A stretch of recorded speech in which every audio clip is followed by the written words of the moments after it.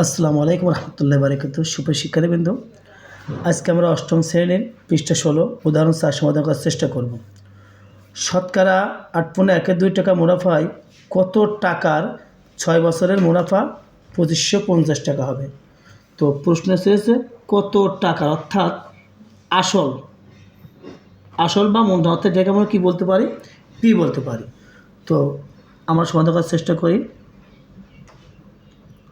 সমাধান আমরা জানি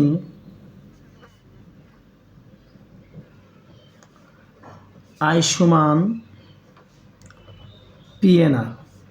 তো এক সূত্র দিয়ে আমরা সমাধান করার চেষ্টা করব। তো সমাধানের নিয়মে পিএনআর সমান আয় এক ব্রেসেন্স করলে কোনো পরিবর্তন হয় না। তো যেহেতু কত টাকার চেয়েছে, কত টাকা অর্থাৎ পি, আমরা পিটা রেখে দেব।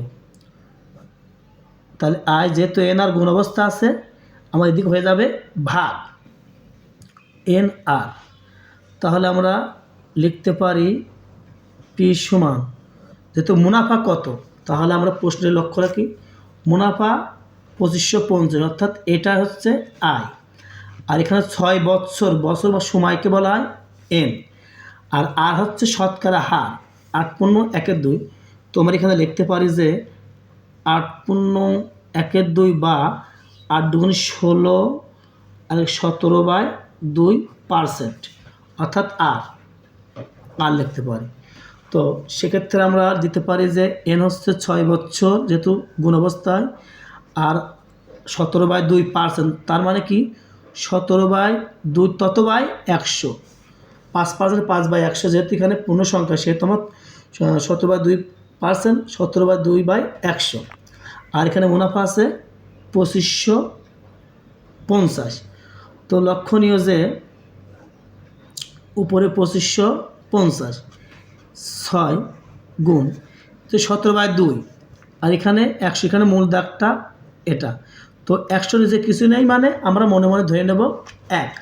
তো এখানে 17/2 ঠিক থাকবে, আর গুণ করে যেহেতু ভাগ অবস্থায় আছে 1 যাবে উপরে, 100 আসবে নিচে। তোমরা কাটাকাটি করার চেষ্টা করব। 2550 এখানে যদি কাটাকাটি হয় তাহলে কাটাকাটি করে দেবো।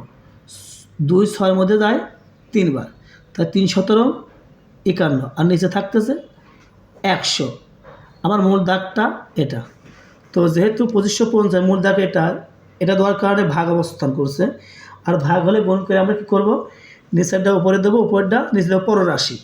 তাহলে প্রথমটা ঠিক থাকবে 2550 গুণ করব। এখন এই 100 যাবে উপরে, 51 আসবে নিচে। তো এখানে আমরা কাটাকাটি করতে পারি 51 2550-এর মধ্যে 50 বেশ যায়, তাহলে 50 আর 100 গুণ করলে 5000 টাকা। তাহলে আসল পাচ্ছি আমরা, অর্থাৎ পি আসল পাচ্ছি আমরা 5000 টাকা। শুভ শিক্ষার্থীবৃন্দ, ভিডিও যদি ভালো লেগে থাকে তাহলে লাইক কমেন্ট শেয়ার, সেক্ষেত্রে সাবস্ক্রাইব করে বেল আইকনে ক্লিক করো, যাতে আমাদের ভিডিওটা আপলোড হওয়ার সাথে সাথে তোমরা নোটিফিকেশন পেয়ে যাও।